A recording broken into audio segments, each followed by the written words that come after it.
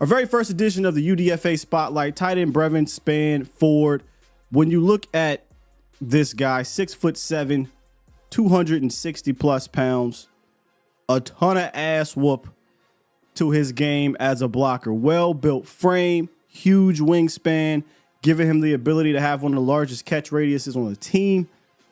And this is an athlete, not an RAS athlete, a true multi-sport athlete. He lettered in track in high school as well as playing basketball, 4-year starter on the basketball team. He finished his high school career in basketball as the all-time leading scorer and second in rebounding. And I think you see that athlete in his game, in his ability to go up and catch the rock, and his leaping ability in the open field.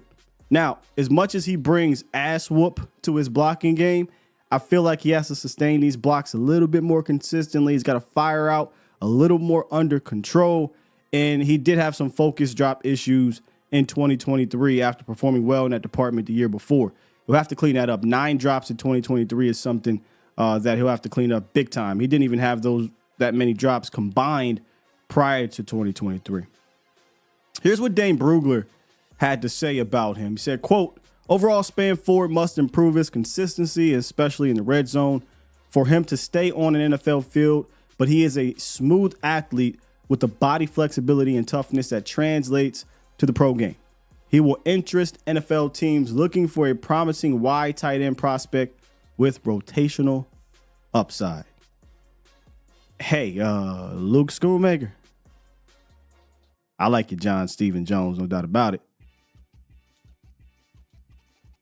You got some competition. I think right out the gate, Brevyn Spann Ford is a better contested catch guy than Schoonmaker was coming out of college. I think out the gate, he's more of a creator after the catch than your former second-round pick was coming out of college. And they gave him a $245,000 guaranteed deal as an undrafted free agent, which is a lot of money, which I'm not saying it's going to give him a spot on the team automatically, but over years past, the player that's got the most UDFA guaranteed money has usually had a leg up. Last year, Hunter Lipke made the team. So I expect Brevyn Spann Ford to be in that department unless he absolutely tanks in training camp and whatnot. Here's my thing about him. I just wonder if politics, and I always bring this up because you have to with the Cowboys, if Spann Ford goes out there and he is more impressive than Schoonmaker, do they say, nah, man, we can't afford a second-round pick to be tight end 3? Don't forget about John Stevens Jr. too. I'll tell you this right now, Peyton Hendershot, and we'll talk about this tomorrow, he's got to be kicking himself. Or he's saying, you know what, let me up my game. But Brevyn Spann Ford's upside, I think, is through the roof for this team as a tight end too. I think he will bring a lot of strength in the run game. Again, I think he'll be able to clean up some things. He has a lot of pancake blocks, but he also can be, like I said, a little bit out of control. But if he cleans that up a little bit, he could be arguably your best blocking tight end. But I don't want to pigeonhole him into that. I love the upside as a pass catcher. I actually love his upside as a pass catcher more than I like Schoonmaker's last year. Yeah. So this competition, and I'm going to say for tight end 2, not for tight end 3, this competition for tight end 2, I think, is going to be intense.